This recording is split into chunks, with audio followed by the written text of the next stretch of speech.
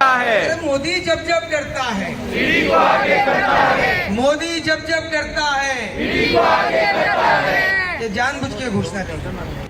नमस्कार दर्शकों साथियों, मैं हूं शशि शर्मा। आप देख रहे हैं दबंग खबरें। दर्शकों, आज हम भाईंदर पश्चिम के डॉक्टर बाबा साहब अम्बेडकर प्रतिमा के सामने मौजूद हैं। भारत के संविधान की रचना की थी, उन्हीं के सामने कांग्रेस आज सत्याग्रह पर बैठी है। आइए जानते हैं इनसे किस तरह का सत्याग्रह है। केंद्र सरकार ने जब से सत्ता में आई है तभी से अपोजिशन को कुछ ना कुछ कारणों से और देश की जो एजेंसी है, ईडी हो, सीबीआई हो, एनआईए हो, उनके माध्यम से डराने का काम चालू किया है। और अभी तो उन्होंने हमारे कांग्रेस पार्टी की शीर्ष नेता सोनिया गांधी जी के पीछे भी ईडी का एक जो जोर जबरदस्ती का तंत्र अपनाने का काम किया है और उनको बार बार इंक्वायरी के लिए बुला रहे हैं। जबकि हेराल्ड केस में कोई भी तथ्य नहीं है, कोई कंप्लेंट नहीं हुई है, कोई न्यायालय में खुला नहीं है।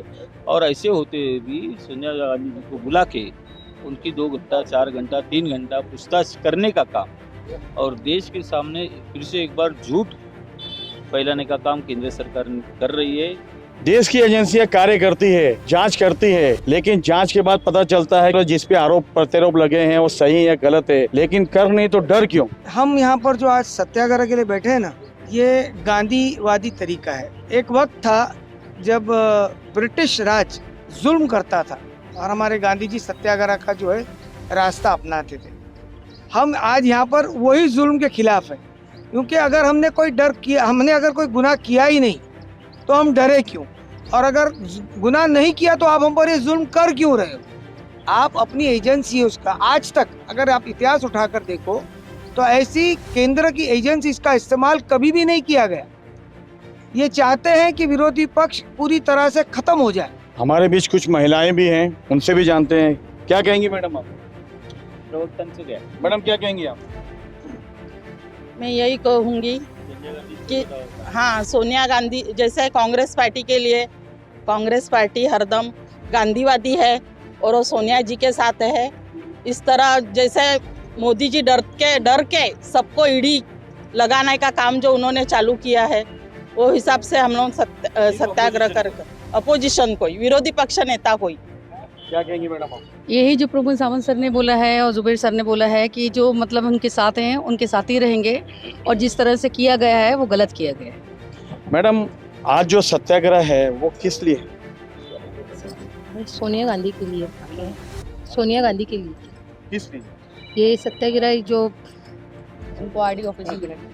दर्शकों, आपको बताना चाहता हूँ, कांग्रेस के जो शीर्ष नेता हैं मुजफ्फर हुसैन जी, वो बेदाग छवि वाले नेता हैं। ना ही कभी उनको किसी एजेंसी ने परेशान किया, ना ही ईडी ने किया, लेकिन उनकी राष्ट्रीय अध्यक्ष नेता जो है सोनिया गांधी के लिए उनके सैनिक सारे यहाँ पर सत्याग्रह कर रहे हैं और शांतिपूर्वक सत्याग्रह कर रहे हैं। वो भी बाबा साहब अम्बेडकर की प्रतिमा के आगे। हमारे बीच नगर सेवक हैं, उनसे बात करते हैं, क्या कहना चाहेंगे? आज इस सत्याग्रह आंदोलन हमने यहाँ पर जानबूझकर बाबा साहब अम्बेडकर के पुतले के पास यहाँ रखा है, ये जताने के लिए कि किस तरीके से केंद्रीय यंत्रणा जो है वो किस तरीके से